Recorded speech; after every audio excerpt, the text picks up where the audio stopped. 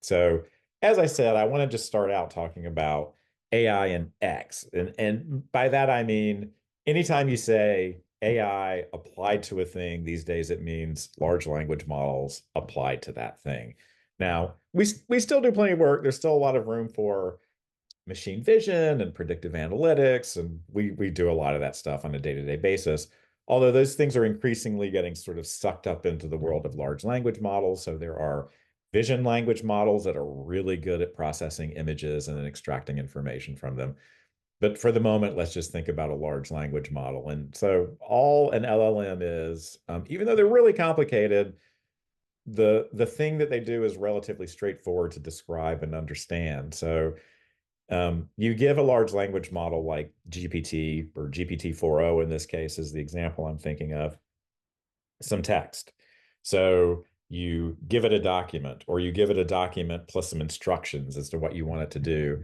And all that language model does, even though it's an amazing feat, is it says, well, of all the words that I could generate next, what's the probability that any of these words is the right word to generate? And I'll show that graphically on the next slide. But it really is, I'm going to give you some text and it says, well, of all the words I know, what's the probability that I should pick any one of those words?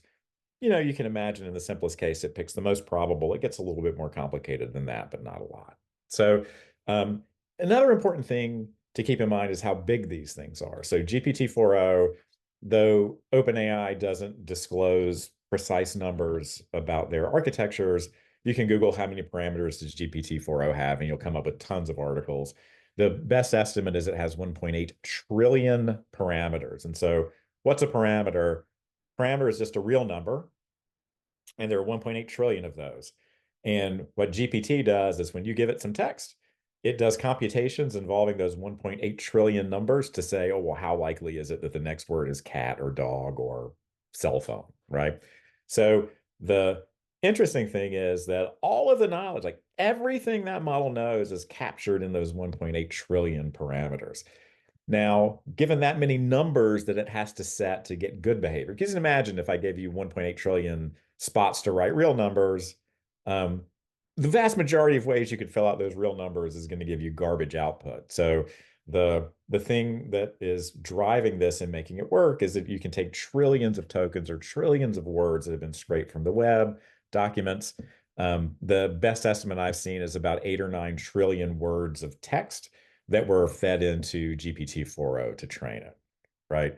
So again, the model knows an amazing amount of stuff, but it's all stored in those 1.8 trillion parameters. So, the way these things work, and again, I'll sort of bring home why this is relevant in a second, is you go, oh, well, if I say Paris is the city, that's some text, right?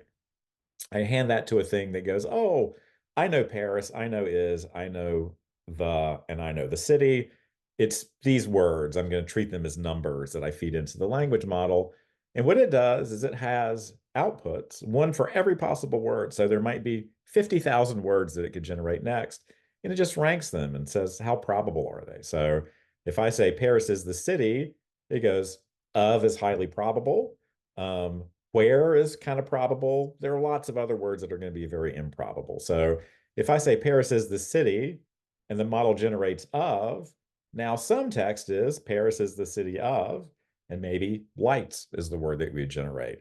If I said Paris is the city and where, um, and that was the word that was generated, maybe where the Louvre is located is going to be the next thing. So the thing to keep in mind is it has text, it generates next word, and then that influences the words that it generates as it moves forward. So that some text can contain lots of different things. It can contain legal opinions, right, in the context of the legal profession, relevant case law. It could be the text of a subpoena that you've received or that you're sending to someone.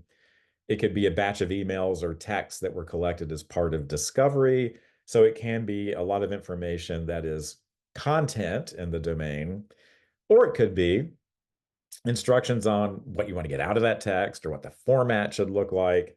It could be a sequence of intermediate results that are generated, or very interestingly, there are some new models like DeepSeek, which you might have heard about, where that intermediate information is sort of the model kind of thinking about what it's doing. It's like, oh, okay, I think I'm going to, sort of put these two pieces of information together and get a result, and then that's going to help me make progress.